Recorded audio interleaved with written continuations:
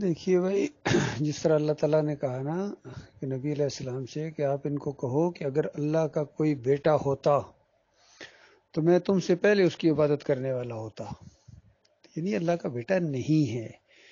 اسی طریقے سے ان لوگوں کا سب سے جو پہلا اور آخری سہارا تھا نا، وہ یہ تھا کہ اللہ کا حکم ہے۔ یہ حنیف صاحب بہت زور دیتے رہے اس پر، اللہ کا حکم ہے بس۔ تو ہم ان سے پوچھتے ہیں اللہ کا حکم کہاں ہے؟ کوئی اللہ کا حکم ہوتا ہم تم سے زیادہ ماننے والے ہوتے، کیونکہ تمہارے اندر اللہ کا کوئی وقار ہے ہی نہیں ہے، وہ ثابت ہو گیا ہے۔ اللہ کا حکم پہلے ثابت کرو۔ اللہ کا حکم نہیں ہے کہ یوسف علیہ السلام کو سجدہ کرو، اللہ اس طرح کا حکم نہیں دیتا ہے، نہ دیا اللہ تعالیٰ نے۔ اگر دیا ہوتا تو ہم مانتے، بلکہ اسی سورہ کے اندر حکم کیا ہے وہ جیل کے اندر یوسف علیہ السلام خود بیان کرتے ہیں، ان الحکم الا للہ، حکم اللہ کے علاوہ کسی کا بھی نہیں چلتا ہے۔ امر اللہ تعبدوا الا ایاہ، اور اس کا حکم ہے کہ اس کے علاوہ کسی اور کی بندگی نہ کی جائے، یعنی اس کا حکم ہے کہ اس کے علاوہ کسی اور کو سجدے نہ کیے جائیں، کسی اور کو رکوع نہ کیے جائیں۔ یہ سب کچھ بندگی کے اندر آ گیا، قولی بندگی، مالی بندگی، بدنی بندگی۔ یہ بدنی بندگی ہے، التحیات للہ والصلوات، تو یہ بات کے اوپر کبھی غور نہیں کیا ہے؟ بنیادی چیز ہے جس کو ہم دعوت اللہ کے اندر بیان کیا کرتے تھے کہ ہماری قولی بندگی، قول یعنی زبان سے جو تعلق ہے، مالی بندگی جس میں مال خرچ ہوتا ہے، اور بدنی بندگی جس میں بدن حرکت کرتا ہے، طواف کرنا، رکوع کرنا، سجدے کرنا، اس میں بدن حرکت کرتا ہے ایک خاص انداز سے اللہ کے لیے۔ یہ صرف اللہ کے لیے، کسی اور کے لیے نہیں، یعنی جو انداز اللہ کے لیے وہ کسی اور کے لیے نہیں ہے۔ اس طرح کھول کھول کے اللہ تعالیٰ نے بیان کر دیا۔ باقی یہ کہنا کہ جس طرح دوسرے وہ معجزات ہوئے اس طرح یہ بھی ایک معجزہ ہو گیا کہ نبی نے دوسرے نبی کو سجدہ کر دیا، یہ معجزہ ہو گیا ہے؟ یار عقل ان کی مت ماری گئی۔ لگتا ہے آپ بھی ان کی باتوں میں آ گئے ہیں، جس انداز سے آپ پہلے یعنی یہی اسی چیز کو یہ کہتے رہے ہیں۔ یہ چند دنوں سے نہیں، یہ چند سالوں سے یہ بحث ہو رہی ہے، 6 سالوں سے یہ بحث ہو رہی ہے۔ 6 سالوں سے ہم ان کو یہی سمجھا رہے ہیں کہ یوسف علیہ السلام کو سجدہ ماننا اور کہنا یہ معجزہ ہے، یہ جہالت کی انتہا ہے۔ اور پھر اس سے بڑی ایک اور جہالت ہے، کہا جائے کہ جس طرح وہ آدم علیہ السلام کو نہیں ہو گیا تھا، آدم علیہ السلام وہ فرشتے تھے اور وہاں حکم ثابت ہے اس لیے مانتے ہیں۔ جب حکم ثابت ہے تو کیسے نہیں مانیں گے؟ کچھ ہیں بدبخت جو اس کو بھی نہیں مانتے ہیں، وہ اللہ کے اس حکم کو بھی نہیں مانتے ہیں، نہ ابلیس نے مانا اور نہ یہ مان رہے ہیں۔ ہم وہاں مانتے ہیں، جب اللہ کا حکم ہے تو کیسے نہیں مانتے ہیں؟ اس بات کے اوپر غور کرو، اللہ شرک کا حکم نہیں دیتا ہے، اور دوسری بات جب اللہ کوئی حکم دے تو پھر وہ شرک نہیں رہتا ہے۔ جب اللہ حکم دے پھر وہ شرک ہوتا ہی نہیں ہے، کیونکہ اس کا پورا ماحول بدلی ہو جاتا ہے۔ صرف ایک نہیں کتنی مثالیں دی جا سکتی ہیں۔ دیکھیے دنیا کے اندر اگر کوئی آدمی کسی کو صرف چور ثابت کرنے کے لیے اس کے جیب میں کوئی چیز ڈال دے، اور بعد میں کہ جس طرح پولیس والے عام طور پر کرتے ہیں، کسی کی جیب میں وہ ہیروئن ڈال دی، چرس ڈال دی، اور بعد میں کہتے دیکھا ہے پکڑا گیا، کتنا بڑا ظلم ہے، زیادتی ہے، تو الزام ہے۔ اسی طرح لیکن اللہ جب کرتا ہے پھر وہ چیز نہیں ہوتی ہے۔ اللہ تعالیٰ نے کہا کہ ہم نے یہ تدبیر کی، یوسف علیہ السلام کو کہا کہ اس کے بھائی بن یامین کے سلیطے میں یہ چیز ڈال دو، ہم نے اس انداز سے بن یامین کو رکوایا، ورنہ یوسف علیہ السلام کی بس کی بات نہیں تھی اس کو روکنا، جو وہاں اس مصر کا قانون تھا اس کے مطابق نہیں روک سکتے تھے، لیکن مالک فرماتا ہم جب چاہیں جس انداز سے چاہیں ہم کریں۔ تو اس میں یہ کوئی ایسی بات نہیں، بلکہ اللہ کی حکمت اور دانائی کا اظہار ہے اس کے اندر۔ اسی طریقے سے دیکھیے اگر کوئی آدمی انسان اگر کسی مردوں اور عورتوں کو گٹھا ایک کمرے میں بند کر دے تو کتنی بے پردگی ہے، اور پھر ننگا اگر بند کر دے تو اور بڑا بری بات ہے، گناہ ہے۔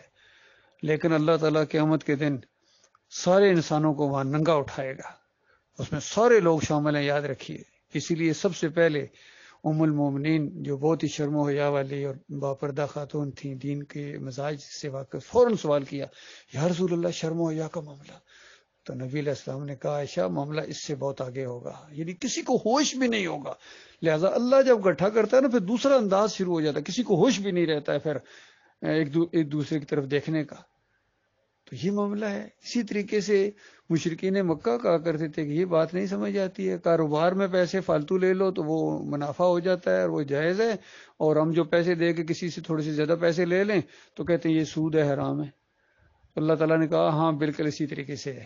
اللہ نے سود کو حرام قرار دیا ہے، یعنی اس طریقے سے جو منافع آئے گا وہ حرام ہے، اور اس طریقے سے جس طرح اللہ نے جائز کیا ہے وہ حلال ہے. اسی طرح ہر چیز اسی طرح ہے. اللہ تو صرف یہ دیکھتا ہے کہ اللہ کو مانتا کون ہے. گوشت، سور کا بھی تو گوشت ہی ہے، بکرے کا بھی گوشت ہے. اب وہ دلیل اگر کوئی دے کوئی بندہ کہ نہیں دیکھو یہ کیسے، بھائی یہ تو بھائی اللہ نے اس کو حرام قرار دیا اس وجہ سے حرام ہے، اور اس کو اللہ نے حلال قرار دیا اس وجہ سے حلال ہے. اس کے علاوہ اور کتنی ایسی حلال چیزیں ہیں جب کسی خاص نوعیت کے اندر آ کے اللہ حرام قرار دے دیتا ہے. رمضان کے روزے کی مثال ہے آپ کے سامنے، کھانا پینا پانی سب کی چیزیں حلال ہیں، لیکن رمضان کے اندر یا روزے کی حالت میں اللہ نے کہہ دیا حرام ہے، بس حرام ہے اس وقت. اسی طرح حرام پہنے ہوئے ہو جب حج کے لیے جا رہے ہو تو شکار کرنا، حالانکہ حلال چیزوں ہوتی ہے، اس کا شکار کرنا بھی آپ کے اوپر حرام قرار دے دیا گیا.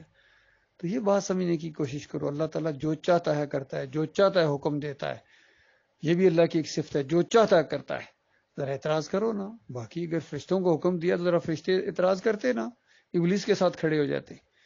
انہوں نے بالکل اعتراض نہیں کیا. بالکل پہلا ایک جو سوال کیا وہ سمجھنے کے لیے تھا، اعتراض والے انداز میں نہیں تھا، وہ سمجھنے والا انداز ہوتا ہے.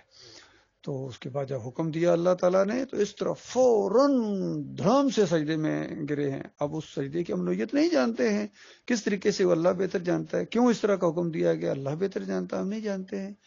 جب حکم ثابت ہے تو اس کے بعد ماننا لازم ہے، نہیں مانو گے کافر ہو جاؤ گے. اور یہاں حکم نہیں ہے اور تم زبردستی کہہ رہے ہو اللہ کا حکم ہے، تو بتاؤ پھر تمہاری پوزیشن کہاں ہے. یہ کوئی اللہ تعالیٰ کا یہاں حکم نہیں ہے، سورہ کے اندر نہیں ہے، بلکہ دونوں پیغمبر ہیں اللہ کے سامنے ہر وقت ہر موقع کے اوپر سجدے کرتے نظر آتے ہیں، اور وہاں انہوں نے شکر گزاری کے طور پر سجدہ کیا ہے. لاہو کی ضمیر اللہ کے لیے، اس لیے موحد عالم دین نے زور دیا ہے تاکہ سمجھنے میں کوئی کنفیوژن نہ ہو. اللہ کے لیے ہے، اللہ کے لیے ہے.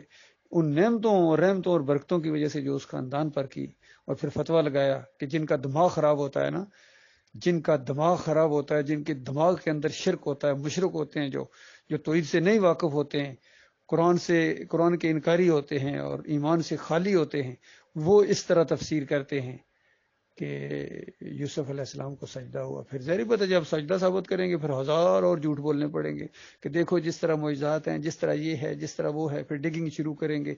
تو یہ وہ لوگ ہیں جن کے دماغوں کے اندر، دلوں کے اندر زیغ ہے، ٹیڑھ ہے. ان کے دماغ کے اندر ٹیڑھ تھا اور یہ توحید سے ناواقف تھے اس وجہ سے. اور اب ضد کا مسئلہ ہے میرے پیارے بھائیو، تم لوگ نہیں جانتے اس بات کو، میں وہاں رہا ہوں، مجھے پتا ہے. یہ ان کی آپس میں یعقوب کی اور محمد حنیف کی ضد ہے، ضد کی وجہ سے نہیں مان رہے ہیں، اور آپس میں ضد کی وجہ سے تمہارا کھانا خراب کر دیا پیچھے چلنے والوں کا.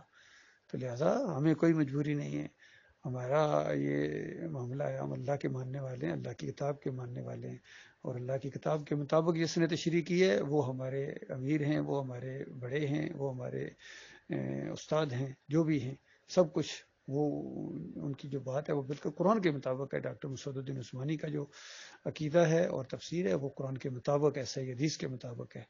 اور محمد حنیف کا جو عقیدہ ہے سعید احمد کا، یہ قرآن کے خلاف ہے، حدیث کے بھی خلاف ہے، اور دین کے مزاج کے خلاف ہے. اس وجہ سے رد کیا ہے.